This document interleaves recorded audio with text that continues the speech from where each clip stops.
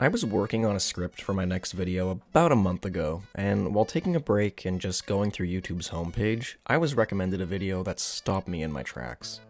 The video was by SunnyV2, and it really ruined my mood.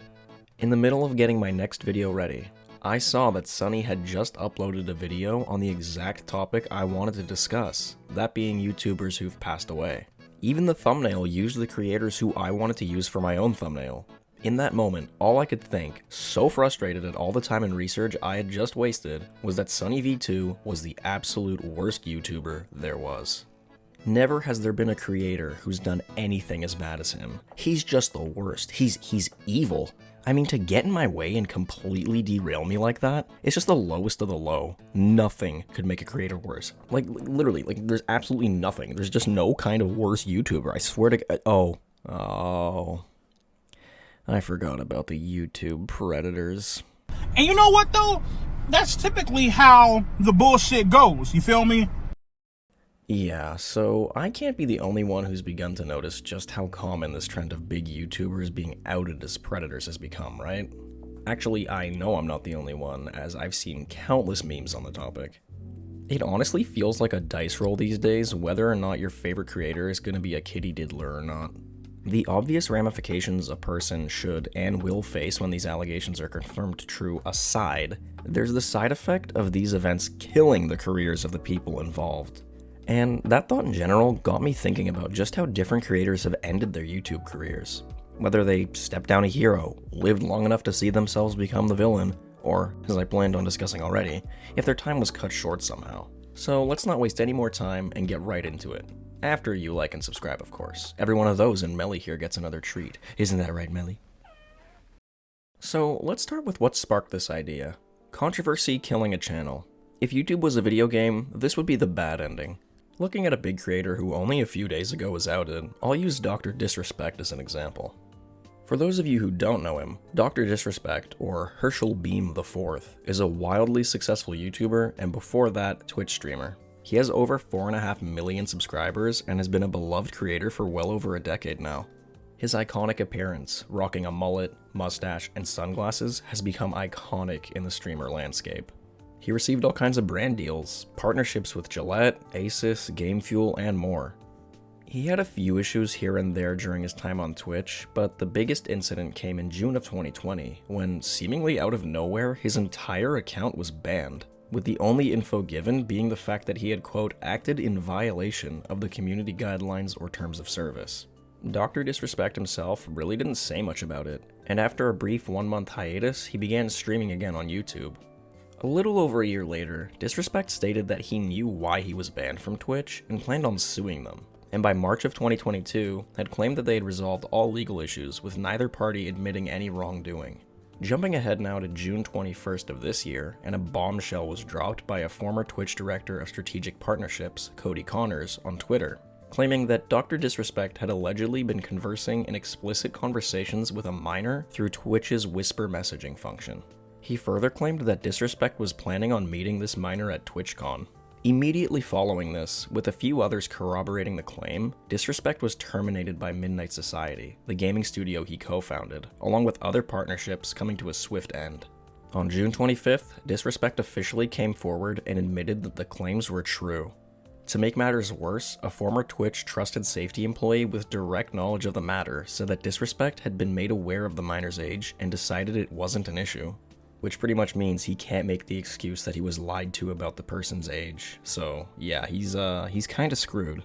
Dr. Disrespect is married with children, making this already awful situation worse.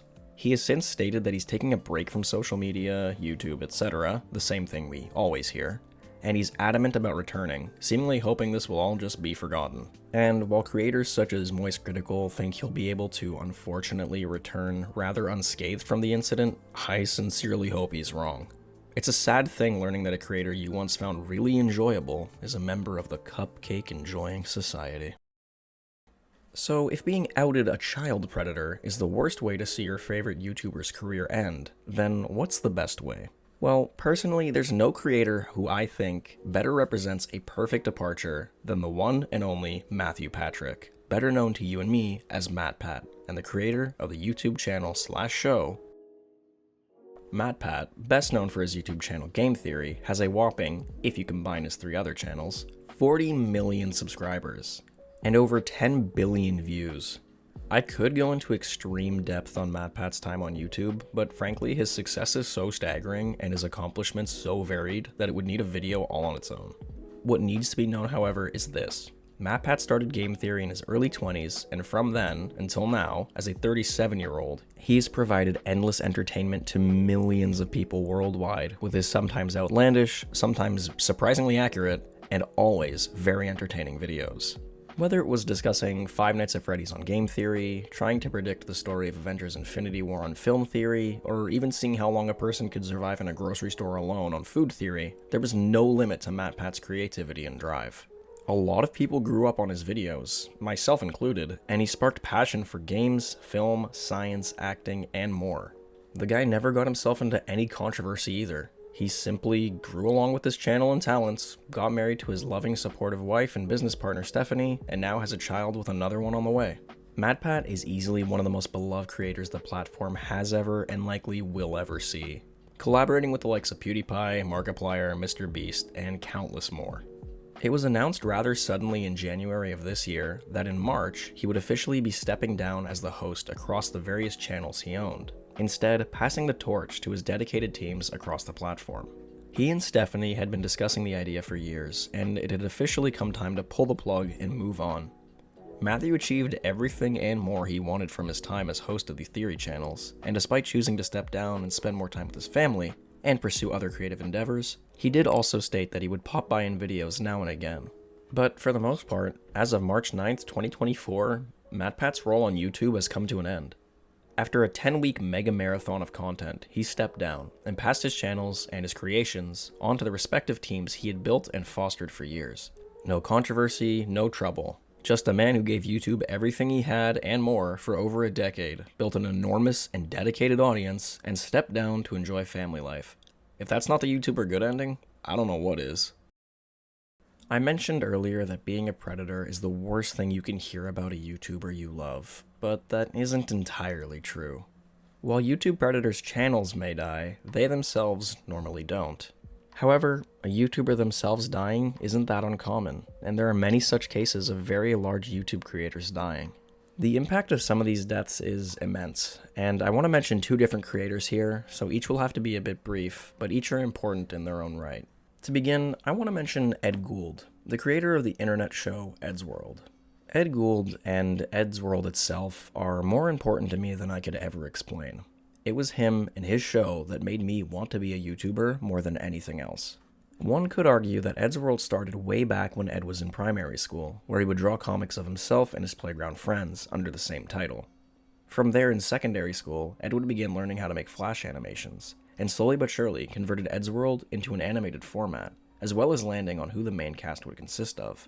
The original Eddsworld cast consisted of Ed, his best friend from school Matt, Tom Ridgewell, better known as Tomska, who he'd met online and befriended, as well as Tord Larsen, another online friend from Norway. Over the next handful of years, Ed would go from uploading on the website Newgrounds to uploading primarily on YouTube. His channel and fame grew, garnering millions of views, which was extremely impressive for an animation YouTuber from that era. What few people knew, however, was that Ed was very sick. In 2006, Ed was diagnosed with leukemia, cancer of the white blood cells. While Ed did beat it into remission then, it came back much stronger in 2011. And while Ed did everything he could to fight it, and despite doctors giving him a very high chance of survival, he would end up dying March 25th, 2012. In the end, it was an unrelated infection that the cancer wouldn't allow him to shake that unfortunately killed him. His death rocked his community and friends immensely. Tomska has gone on record many times about how badly it affected him. Tributes for Ed poured in, and in the immediate aftermath of his death, an Indiegogo campaign was put up by Tomska to continue the show for another run of episodes, while simultaneously donating all the money earned to charity. I won't discuss the issues of that campaign here, as they are well documented by Tomska himself, but it was handled very poorly at best. After the largely successful legacy run of the show, Eddsworld was seemingly put to rest. Until, in 2020, it was once again revived by Matt and other friends of Ed's, and even today, the show continues, with Ed's own brother voicing the character. It remains a tribute to Ed, even to this day, and continues to entertain millions of people. The channel currently has over 4 million subscribers and nearly 1 billion views. The other creator I wanted to mention, and one that really shook the YouTube community at the time, is the suicide of Desmond Amofa, better known as Etika. YouTubers committing suicide is thankfully pretty rare, or at least seemingly, as it's hard to know how many very small creators have unfortunately done the same. That said, his suicide, and the events leading up to it in particular, were so well documented and covered by other YouTubers that it stands out amongst most others. All things considered, Etika wasn't a huge YouTuber. I mean, yeah, he did have hundreds of thousands of subscribers, a number I can only dream of, but comparatively, it was on the smaller side of other big streamers and creators. Etika mainly focused on Nintendo games, a funny contrast as much of his material was pretty adult-oriented. His rise to fame came mainly from just how over-the-top his reactions to things were, some of his most famous clips being reactions to Smash Bros. Character reveal trailers. These are some of the most iconic moments in YouTube history, and I still see them used in memes pretty frequently. Etika was truly on the rise, and was looking to only grow larger and larger, his personality being very addictive, and his love for his audience being very genuine. However, much like the hidden illness that Ed Gould had, Etika too was sick. People just didn't know it yet. Etika very clearly suffered from mental health issues. It would be late 2018 where the signs of this would first become very apparent. Between October 2018 to shortly before his suicide, Etika would seemingly go crazy. His downward spiral being one of the most public a YouTuber has ever had. Etika had his Twitter deleted for violating the terms of services, his YouTube channel was deleted for uploading pornography on it, he posted various cryptic messages on social media, including the statement, quote, "It's my turn to die." That post in particular caused some worry in his community, and he later stated that he'd started taking anxiety medication, though it clearly didn't help. Soon after, he was also banned on Twitch for using a slur. After making another YouTube channel and having his Steam pick back up, he once again uploaded porn, and it was deleted.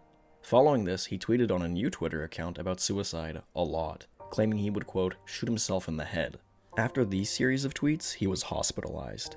Even after this, he still threatened to kill himself, to the point where police had him detained. However, none of this really helped, and after yet more unhinged comments and behavior, something snapped enough inside Etika that he decided to be true to all his threats, and on June 19th, 2019, Etika threw himself from the Manhattan Bridge, taking his own life. Etika scheduled a video to be posted midnight of June 20th, titled simply, "I'm sorry," onto his YouTube.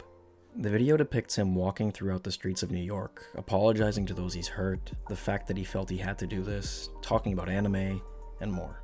I won't play it here as it's quite sad, but you can find it on YouTube pretty easily yourself. Etika's death was tragic, and in my opinion, very preventable.